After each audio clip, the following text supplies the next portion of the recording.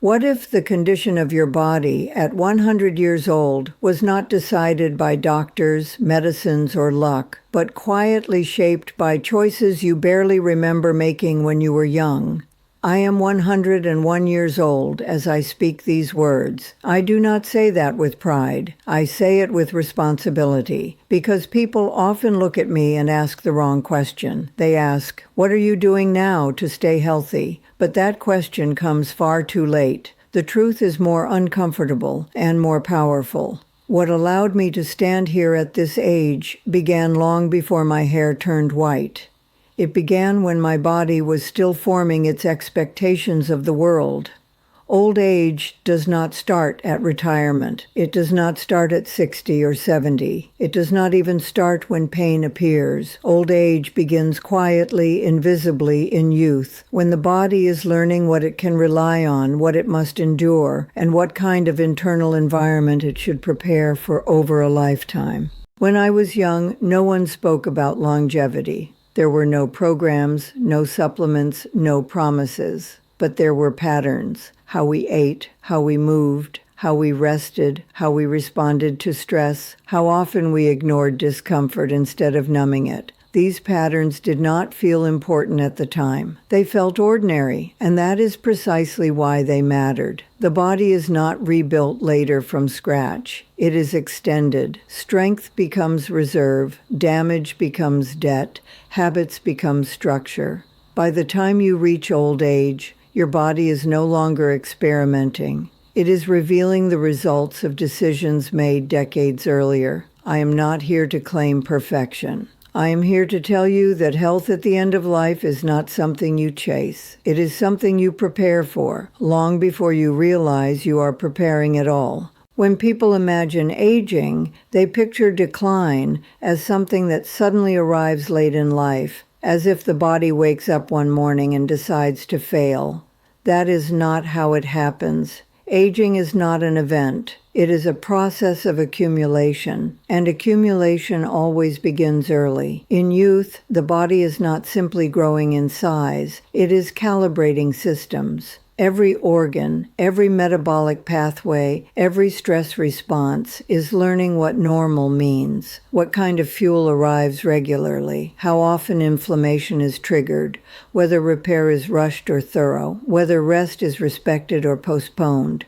These early conditions do not vanish with time. They set thresholds that remain for decades. Bones, for example, are not strengthened in old age. They are banked in youth. Peak bone density is reached early in life, long before anyone worries about fractures. From that peak, the body slowly withdraws.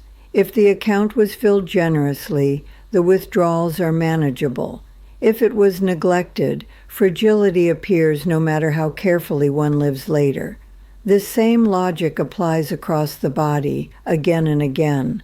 Muscle follows a similar rule. Youth is when muscle fibers learn efficiency, how to contract, how to recover, how to cooperate with nerves. Movement in early life is not about fitness. It is about instruction. When movement is consistent, the neuromuscular system becomes economical and resilient. When movement is scarce, the body adapts just as efficiently to weakness. In old age, we call this loss, but in truth, it is continuity. Metabolism, too, is trained early. The body learns how frequently energy arrives, how extreme fluctuations will be, and how aggressively it must store reserves. Erratic patterns teach the body to expect scarcity or overload. Stable patterns teach it to regulate calmly. Decades later, when blood sugar becomes unstable or inflammation rises, it is often blamed on aging. But aging is only revealing what the system learned long ago. Stress deserves special attention. In youth, the nervous system is forming its default response to pressure. Repeated, unmanaged stress trains the body to remain alert even when danger has passed. Hormones that were meant to surge briefly begin to linger. Over time, this erodes immunity, digestion, sleep, and repair. Later in life, people describe feeling worn down. That sensation is not mysterious. It is the cumulative cost of a system that never learned how to turn itself off. Nutrition in youth is often discussed in terms of appearance or performance. Rarely is it framed as instruction. But every meal teaches the body what materials are available for construction and maintenance. The body does not forget these lessons. Tissues built under conditions of scarcity or excess carry those compromises forward. Repair in old age becomes harder not because repair is impossible, but because the original construction was limited. Sleep is another silent architect. In youth, sleep determines how deeply the body learns to repair itself. Chronic deprivation does not merely cause fatigue, it trains the body to prioritize survival over restoration. Over decades, this imbalance accumulates as slower healing, cognitive dulling, and systemic inflammation. By the time these appear in old age, the pattern is long established. None of this means that later life is hopeless, but it does mean that later life is constrained. You cannot fully reverse instructions that were repeated for decades. You can support, stabilize, and slow decline, but you cannot rewrite the opening chapters completely. This is what the title means when it says that a healthy old age begins in youth. Not that youth guarantees outcomes, but that it sets boundaries. I have lived long enough to watch generations search for solutions at the wrong time. They look for rescue when what they needed was preparation. They look for cures when what they needed was consistency. They believe effort later can outweigh neglect earlier. Sometimes it helps. It never erases. When I look at my own life, I do not see a series of dramatic interventions. I see ordinary days repeated without sabotage. Food that supported rather than challenged. Movement that was habitual, not heroic. Stress that was acknowledged instead of ignored.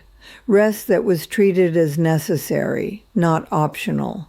None of this felt extraordinary at the time. That is why it worked. Old age, when it arrives, does not ask what you know. It asks what you built.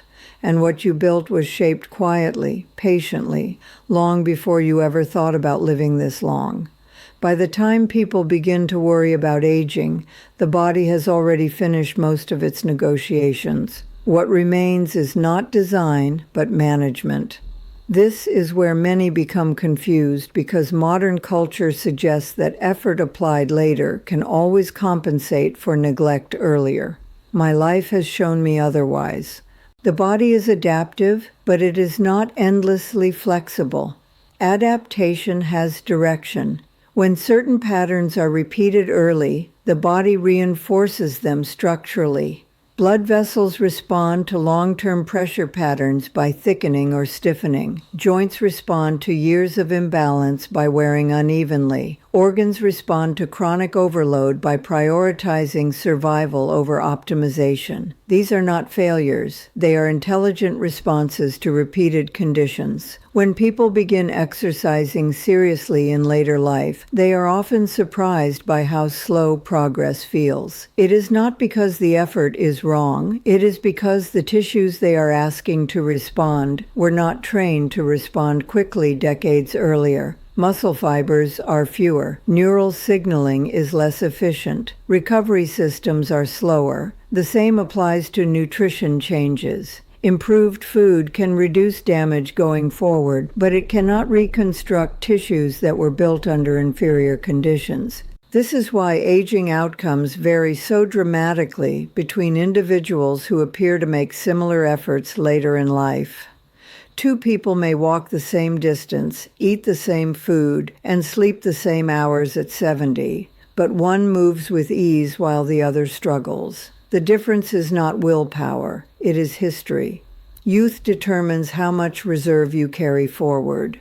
Reserve is the difference between function and failure. When illness arrives, reserve decides whether you decline sharply or recover. When injury occurs, reserve determines whether healing is complete or compromised. When stress accumulates, reserve dictates whether the system adapts or collapses. I have watched friends attempt to reclaim health in old age with urgency, pouring energy into interventions they believe will rescue them. Some benefit, many are disappointed. The disappointment comes from misunderstanding the nature of biological time. Biology compounds forward. It does not rewind cleanly. This does not mean youth must be perfect. It means youth must be consistent. The body tolerates occasional excess. It does not tolerate chronic contradiction. When nourishment, movement, rest, and stress management are aligned most of the time, the body builds redundancy. That redundancy is what people later call aging well. One of the greatest myths is that aging itself is the primary cause of decline. Aging is not the architect. It is the inspector. It reveals what was built well and what was compromised. People blame age for what is, in reality, the long-term expression of earlier decisions. Late-life medicine is powerful, but it is largely corrective. It manages blood pressure that rose slowly for decades. It addresses joints that wore unevenly for years. It treats metabolic dysfunction that developed silently over time. These interventions are valuable, but they are responses, not foundations. When I reached advanced age, my body was not strong because I discovered something late. It was stable because it was not overburdened early. My systems were not constantly compensating for excess. They were maintaining what had been reasonably built. This is why I speak not as a warning, but as a clarification. Youth is not about optimization. It is about instruction. The body listens most closely when it is young. It accepts lessons and assumes they will be repeated. When those lessons are balanced, the body prepares for longevity without being told to. Old age does not ask whether you tried hard later. It asks whether you prepared quietly earlier. By the time the question is asked, the answer is already visible. So when people ask me the secret to reaching this age with my body still cooperating, I tell them the truth they rarely expect to hear. There was no moment when I decided to defeat aging. There was no sudden intervention that reversed time. What carried me here was something quieter and far less dramatic. I did not ask my body to correct what I never forced it to endure in the first place. A healthy old age is not built by heroics at the end of life. It is built by alignment at the beginning. Youth teaches the body what kind of world it must survive in. If that world is chaotic, excessive, and neglectful, the body adapts by hardening, storing, and bracing. If that world is stable, nourished, and respectful, the body adapts by preserving, repairing, and enduring. This does not mean that later effort is meaningless. It means it is limited. You can slow decline, you can improve function, you can reduce suffering, but you cannot fully rewrite the biological instructions that were repeated for decades.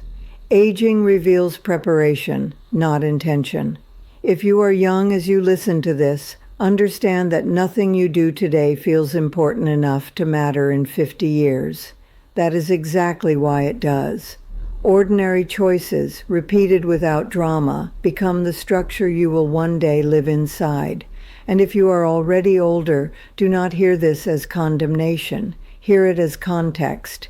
Care still matters. Kindness to your body still matters. But clarity matters most. Do not wait for urgency to force wisdom upon you. I am 101 years old. My body is not perfect. It is simply honest. It reflects what I gave it when it was listening most closely. That is all this story ever promised to tell. A healthy old age does not begin at the end. It begins long before you think to ask for it.